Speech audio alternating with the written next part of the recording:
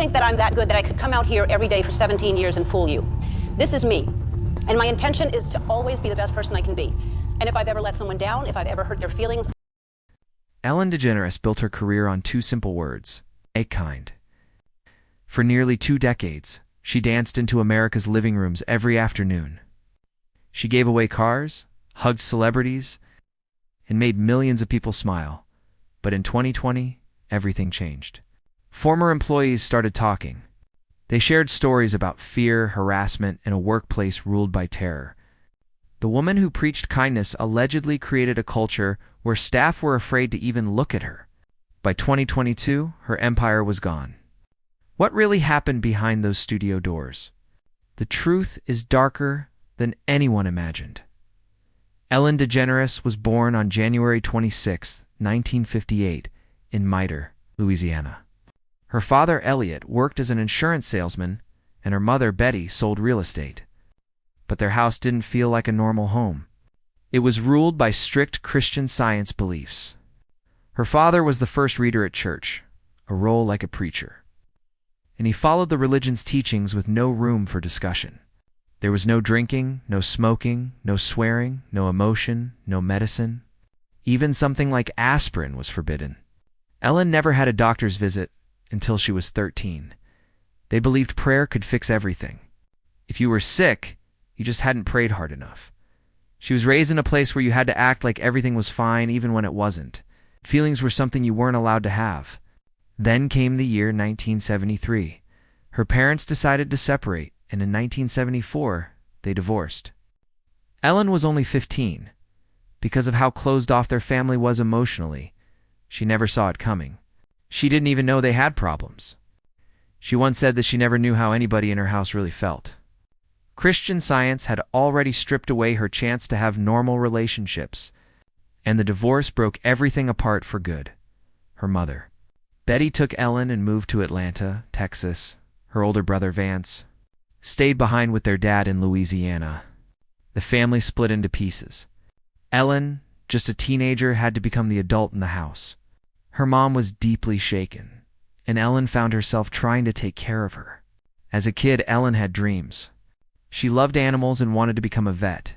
But those dreams clashed with her religion. Being a vet meant believing in science and medicine, and that wasn't allowed in her world. She had questions about how bodies worked. Those weren't allowed either.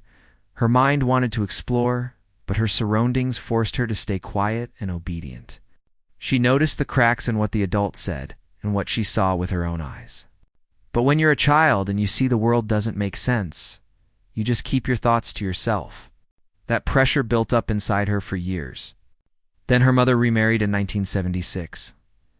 Betty married a man named Roy Grusenorf, and the family settled in Atlanta, Texas. Ellen had to start over in a new school, in a new town with a new stepfather. Around that same time, Betty was diagnosed with breast cancer. She had to get a mastectomy, which meant surgery and medical care. The exact thing their religion said was wrong. But now they had no choice. It was a moment that shattered their faith. The surgery was never talked about. Ellen, only 16, helped her mother recover in silence. She had to do exercises with her and care for her wounds. It brought them closer, but also forced Ellen to grow up even more. She wasn't just a daughter anymore. She was a nurse, a caretaker, and still just a teenager trying to survive school in a broken home. That's when things got even worse. Ellen's stepfather, Roy, began abusing her. She was only 15 when it started. He told her he needed to check her breasts for lumps, pretending it was related to her mom's cancer. He used her innocence and fear against her. One night he tried to break into her room. She was so scared she kicked out a window and ran away, sleeping in a hospital that night just to feel safe. But she kept quiet. She didn't understand enough about bodies or abuse to even describe what was happening. She blamed herself for being too scared to stop it. It wasn't until years later in 2005, and again in 2019, that she finally shared this publicly to help others who had gone through the same thing. After high school, things didn't get easier. She graduated from Atlanta High in 1976, but dropped out of the University of New Orleans after just one semester. She was supposed to study communication. Instead, she had to survive. Her parents' divorce had left her without financial support, so she took whatever job she could find. She worked at a law office with her cousin Laura, then at J.C. Penney, then as a waitress at TGI Fridays. Then she painted houses, bartending, and worked as a hostess. She was doing all of this just to stay afloat. The irony wasn't lost on her. Years later, she'd become worth over $500 million. And back then, she was just a broke teen scraping by. Her mother's cancer had already shaken their faith to its core. But what made it even worse was the silence. No one talked about the mastectomy. No one talked about feelings. Ellen was left taking care of everything while pretending nothing was wrong. She was expected to follow religious rules that no longer made sense. That's when she gave up on the religion for good. She became agnostic, rejecting the ideas that had controlled her since birth. Her brother Vance was on a different path. Born in 1954, he was 4 years older than Ellen and had served in the Marine Corps. After that, he went into music and became a key part of New Orleans' underground scene in the late 1970s. He played bass for a band called The Cold, which later got inducted into the Louisiana Music Hall of Fame. He even hosted a radio show. While Ellen was working dead-end jobs and dealing with abuse, Vance was creating. Their paths were different, but their bonds stayed strong. They supported each other, even while living in different states. Ellen once dreamed of working in law, but the abuse she suffered and the betrayal from her mother destroyed that. When she finally told her mother about Roy's abuse, Betty didn't believe her. She stayed married to Roy for another 18 years until he died in 1997. That rejection broke something in Ellen. During the same time, she was working in a law firm surrounded by people who were supposed to protect others. But no one had protected her. At 22, tragedy struck again. Ellen had fallen in love with a woman named Kat Perkoff. They had broken up temporarily, and Ellen had moved out. One night in 1980, she saw a terrible car crash. She didn't know it then, but Kat was in that car. She died at just 23. The next morning, Ellen found out and was crushed. She couldn't afford their place anymore and ended up sleeping on a mattress in a flea-filled basement. In her lowest moment, she asked herself why her girlfriend had died while fleas thrived. That thought turned into her first comedy bit, the phone call to God routine. It was dark, painful, and funny. That routine launched her stand-up career. She started at Clyde's Comedy Club in New Orleans in 1981. Walking in and claiming she was a comedian, no experience, just raw pain, turned into humor. In 1982, she entered a national competition run by Showtime called Funniest Person in America. She won. That win changed everything. She went from working jobs for tips to getting noticed nationwide. She toured, got invited to HBO, and suddenly she was no longer just surviving. She was on her way. Later that year, she moved to San Francisco to join the comedy circuit. She performed at clubs like Punchline and Cobb's, doing multiple sets a night, sometimes unpaid. Her style was clean and observant, which clashed with the edgier comedians at the time. But she kept going, sharpening her timing and voice in front of tough crowds. She was learning what made people laugh and what made them think. Then came the moment that changed her life. In November 1986, she was invited to perform on The Tonight Show with Johnny Carson. That day, she forgot her parking brake and had to chase her car down Melrose Avenue. On stage, she performed her phone call to God routine, born from the death of her first love. Carson loved it. He broke tradition and invited her to sit on the couch, a gesture he'd never extended to a female comedian on her first appearance. That night made her a star. Ellen DeGeneres didn't come out of nowhere. Back in 1989, she first showed up on people's TVs as a weird, overly eager secretary named Margot Van Meter. It was on a show called Open House, which aired on Fox starting August 27th. It ran for just 24 episodes. Ending May 6, 1990, Ellen wasn't the lead. She was the comic relief in a real estate office full of odd personalities. Nobody knew it then, but this was the first real step that would push her from stand-up stages into scripted television. That one-season show came and went, but she stuck in people's minds. Then came Lori. In 1992, Ellen played a nurse named Nancy McIntyre. Only 5 episodes aired before ABC pulled the plug on October 28th. It was a flop. But even in those few minutes of screen time, one TV critic said Ellen was the only reason to watch. The showrunners agreed. Even though their show failed, they remembered her. And when they made a new show later, they wrote a role just for her. That new show came in 1994. It was called These Friends of Mine at first. But it got renamed Ellen in 1995 to avoid confusion with Friends, which had exploded that year. Ellen played a nervous bookstore owner named Ellen Morgan. It ran for 109 episodes, ending in 1998, but what changed everything was episode 22 of season 4. It aired April 30th, 1997. Ellen's character came out as gay on national television. Right before that, Ellen herself had come out in real life too.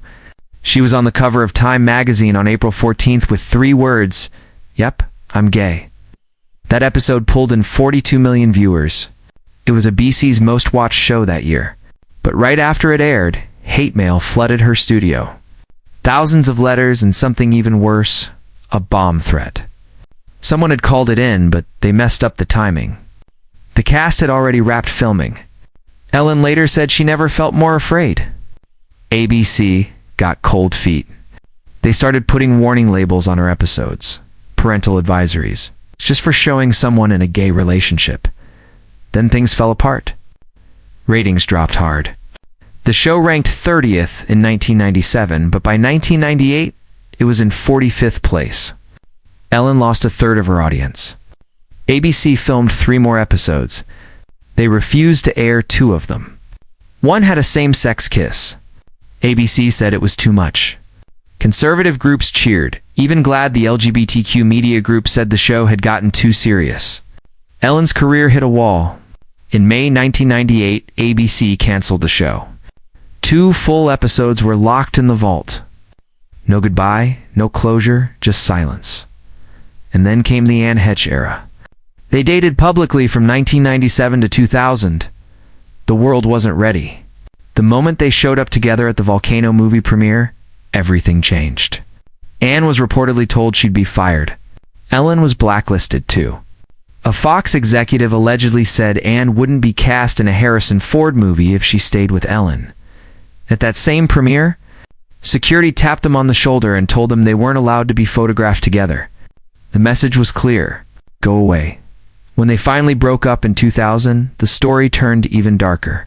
One day later, Anne was found in a stranger's home in Fresno, confused, calling herself Celesta and talking about a spaceship. She later admitted she had taken ecstasy and was dealing with deep childhood trauma. It was one of the most talked about Hollywood breakups of the decade in 2001. Ellen tried to bounce back with a new CBS show called The Ellen Show. It was her second shot at a sitcom. She played a tech exec who returns to her hometown. It flopped hard. Only 13 episodes aired. Ratings collapsed within weeks.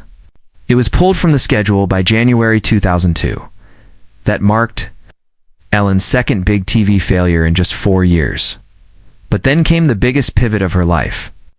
On September 8, 2003, The Ellen DeGeneres Show premiered. It didn't start fancy. It was filmed in NBC's small Studio 11 in Burbank. Nobody expected much, but Ellen danced. She gave away gifts. She made celebrities feel safe. And somehow it worked. The show won 15 Daytime Emmys in its first 3 seasons. That had never happened before. By 2005, she had 2.5 million people watching her every single day. Her 12 days of giveaways gave out over $3,000 in gifts per audience.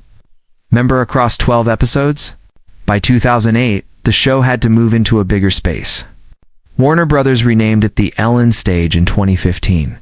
The show lasted 19 seasons.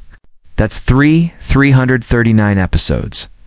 She got 171 Emmy nominations. She won 63.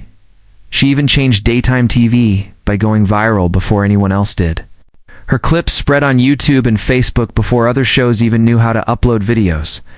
Guests cried, kids danced, celebrities broke news.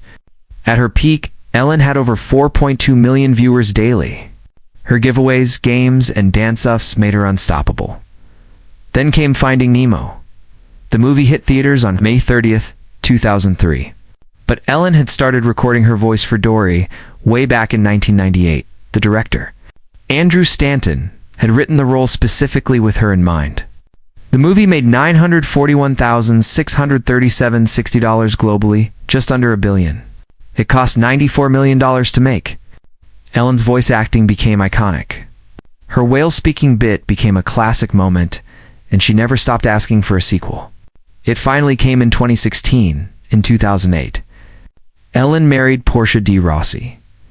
They planned a commitment ceremony at first, but when California legalized same-sex marriage that summer, Ellen proposed. They got married on August 16th in their Beverly Hills home. Only 19 guests, custom Zac Posen dresses. Her mother, Betty, and Portia's mother, Margaret, were there. Portia legally changed her name in 2010 to Portia Lee James DeGeneres, though she still used her stage name. By 2014, Ellen's power peaked. On March 2nd, she hosted the Oscars. That's when she snapped the most viral selfie in history. Jennifer Lawrence, Meryl Streep, Bradley Cooper, Brad Pitt, Angelina Jolie. The tweet got over 3.3 million retweets. Twitter actually crashed. It was technically a Samsung ad, but she tweeted from her iPhone backstage. That Oscars night brought in 43 million viewers. It was her biggest public moment. She became the highest paid woman on television, $75 million per year. Then came her brand. In June 2015, she launched Ed by Ellen. It started with $175 blazers and $50 kale-printed coasters. The name came from Portia's pet name for her. It grew fast. Her stuff landed in Nordstrom, Gap Kids, Bed Bath, and beyond. She launched a design show on HGTV. She published a home decor book for $35. In 2016, she started Ellen Digital Ventures and took full control of EllenTube, her video platform. Her net worth soared. By 2018, she was worth around $450 million. In 2007, she hosted the Oscars for the first time and got 40.18 million viewers. Ratings with young women jumped 15%. The theme that year was classic movie quotes. She crushed it. Critics called her performance safe, smart, and smooth. Then in 2016, President Obama gave her the Presidential Medal of Freedom. It happened on November 22nd, Ellen cried. Obama said she carried the burden of coming out when nobody else dared. He said she made the world more honest and open. That day, she stood next to legends like Tom Hanks, Bruce Springsteen, and Michael Jordan. The award made her not just a star, but a symbol. She had already raised nearly $10 million for Hurricane Katrina relief by 2006. She went back to New Orleans in 2006 and personally helped open a restaurant for a woman who had lost everything. She used her show, her name, her platform. Warner Brothers gave $500,000. She gave voice to people ignored by the government. She stood on the streets of her hometown and shouted into a bullhorn, "Rebuild New Orleans." And through all of this, Ellen kept building. Her show made between 70 filers and $90 million a year. She kept 60% of that through syndication, product deals, and ad revenue. She made about $287 and $356 per episode. That's roughly $50 million just for showing up and hosting. She signed deals with CoverGirl. She kept voicing Dory. She and Portia flipped real estate, buying and selling dozens of huge homes across California. In July 2020, something unexpected started to unravel behind the colorful lights and smiling faces of the Ellen DeGeneres Show. A BuzzFeed news article was published on July 16th that exposed what 36 current and former employees had experienced while working there. And it wasn't the fun, joyful environment viewers imagined. Instead, they described it as a place full of fear. Some said you could be punished just for taking time off after a parent died. Others said they were told not to speak to Ellen or even look at her. One woman, who was black, shared how senior producers made rude comments about her hairstyle, calling it too black for TV. Another black employee said they were told to blow out their hair to seem more professional. These weren't just small issues. They painted a pattern. The Be Kind motto the show was famous for didn't exist off camera. One employee summed it up in a way that stuck with many. That be kind thing only happens when cameras are on. It's all for show. At the center of many complaints was executive producer Ed Glevin. Workers said he ruled through fear. His behavior was aggressive and crossed many lines. Over a dozen staff members said he would touch women without their consent, especially during live tapings.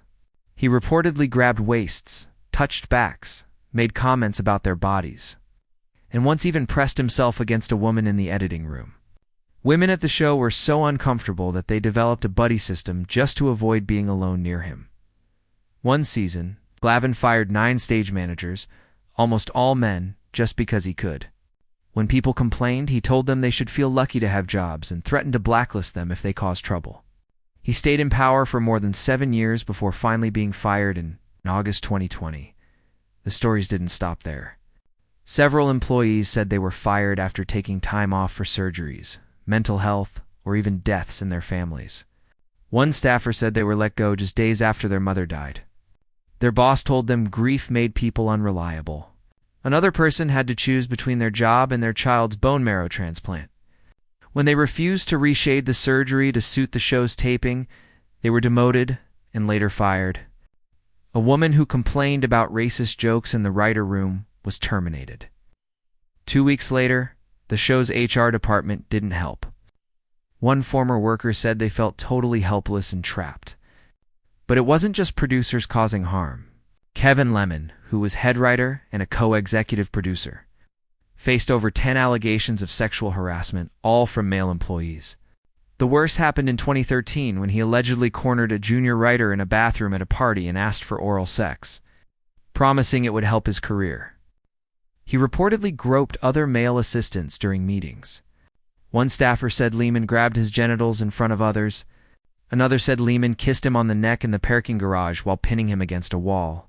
He had a pattern targeting young male writers and offering them career boosts in exchange for sexual favors. He once told a victim, "This is how Hollywood works, kid." Complaints started as early as 2014, but were ignored until BuzzFeed's report forced the company to take action. He was finally fired in August 2020. Then came a chilling story in 2025. A former cameraman described something he called the Ellen gaze. He said it was a cold look Ellen gave, her eyes narrowing, cheekbones raised. Like a queen deciding who to punish next, this cameraman said the show went through 9 stage managers in just 1 season. All men? Because Ellen didn't seem to like male staff?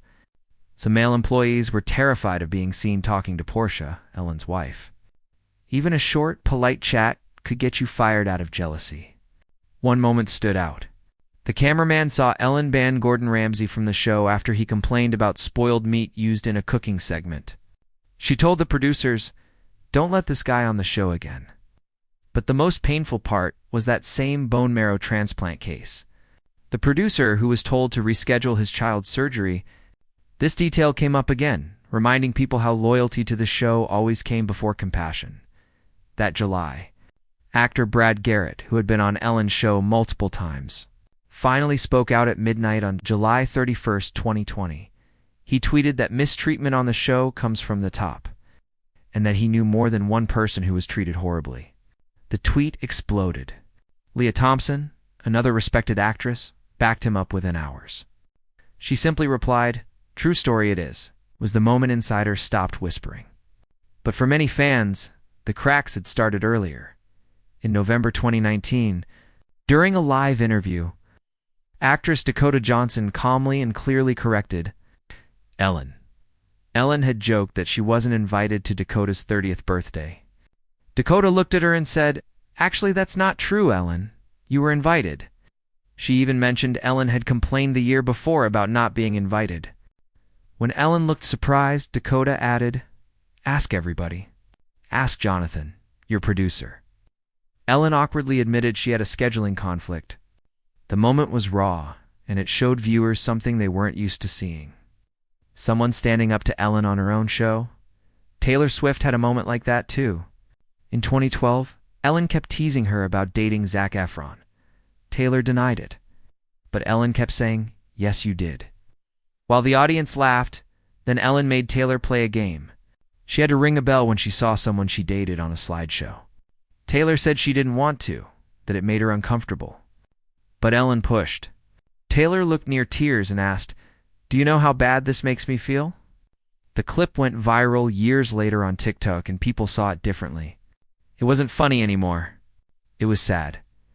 In 2008, Ellen put Mariah Carey in an impossible position. Rumors were swirling that Carey might be pregnant. And Ellen brought out champagne and said, "Let's toast to you not being pregnant." Mariah protested, saying this was peer pressure. But she still took a sip. Ellen then shouted, "You're pregnant." At the time, it seemed like a joke. But years later, Mariah revealed she had miscarried shortly after that show and had not been ready to tell anyone about the pregnancy. That moment wasn't just awkward. It was deeply painful. Kathy Griffin also had a long feud with Ellen.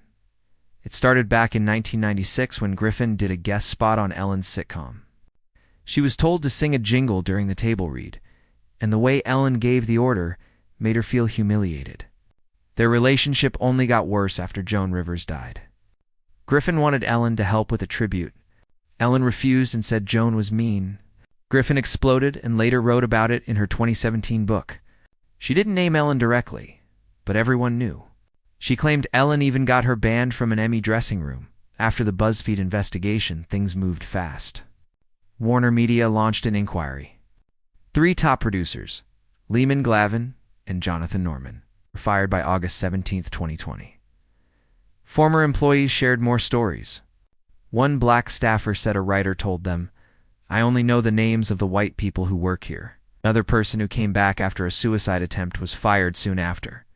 Ellen spoke to her team of over 200 people through a video call and said she had run the show like a machine, not like a place for human beings. When season 18 of her show opened on September 21, 2020, she started with an apology, but her words didn't land. She said things like, "If I've ever let someone down," which made it sound like she wasn't sure it had even happened.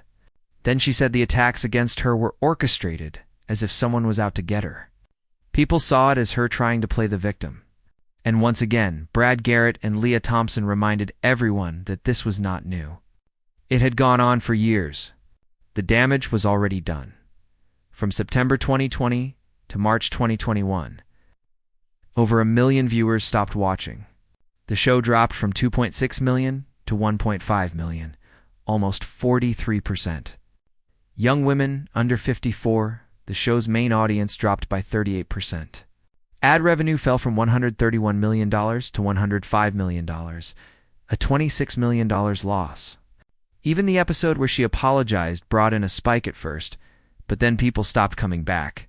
By 2022, the show was struggling to stay above 1.5 million viewers. The final episode aired on May 26, 2022. After 19 seasons, it was over. In 2024, Ellen released a Netflix special called For Your Approval. It was her last performance. She joked about being kicked out of show business for being mean. She said the Be Kind girl wasn't kind. She talked about therapy and how hard it was to deal with the backlash. Then she and Portia moved to the UK, settling on a $20 million estate in the Cotswolds.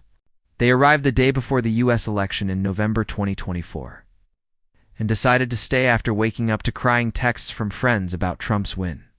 But even that escape didn't last long. In July 2025, they put the property up for sale for $30 million, saying they needed better facilities for their horses.